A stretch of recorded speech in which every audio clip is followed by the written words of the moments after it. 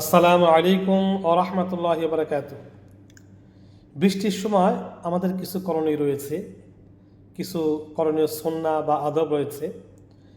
বৃষ্টির সময় কল্যাণের দোয়া করা, যখন বৃষ্টি হবে তখন আল্লাহুম্মা সায়্যিবান নাফিআ, হে আল্লাহ তুমি আমাদেরকে উপকারী বৃষ্টি দান করো।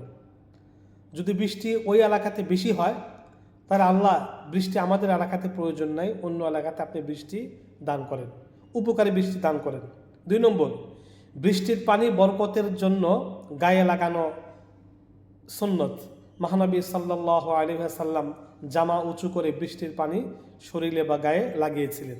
তাই যখন সুযোগ হয় রসুলের সুন্নতের কথা মনে করে আমরা জীবনে একবার হলেও বৃষ্টির পানি গায়ে লাগিয়ে সুন্নতটি আদায় করে এই অনেক সওয়াব অর্জন করে নিতে পারি। 3 নম্বর, বৃষ্টি হলে দোয়া করা। যখন বৃষ্টি হয় তখন দোয়া কবুল হয়, এই জন্য বৃষ্টির সময় আমরা দোয়া করব। 4 নম্বর, ঝড় বৃষ্টির ভারী বর্ষণের ক্ষতি থেকে আল্লাহ তাআলার কাছে আশ্রয় প্রার্থনা করা। কেননা ফসলের ক্ষতি হয়, মানুষের ক্ষতি হয়, প্রাণীর ক্ষতি হয়, এই জন্য আল্লাহর কাছে আশ্রয় প্রার্থনা করা। 5 নম্বর, বজ্রপাতের সময় দোয়া করা। বজ্রপাত সম্পর্কে আমরা পরে আলোচনা শুনব।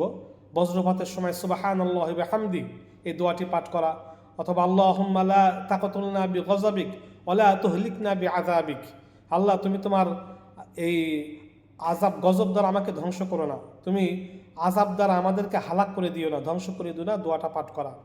6 নম্বর, বৃষ্টির পর উপকারী বৃষ্টি কৃতজ্ঞতা জ্ঞাপন আদায় করা।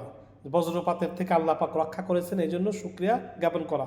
7 নম্বর, বৃষ্টির পর মানুষের কল্যাণের জন্য কাজ করা, এই কাজগুলি করা।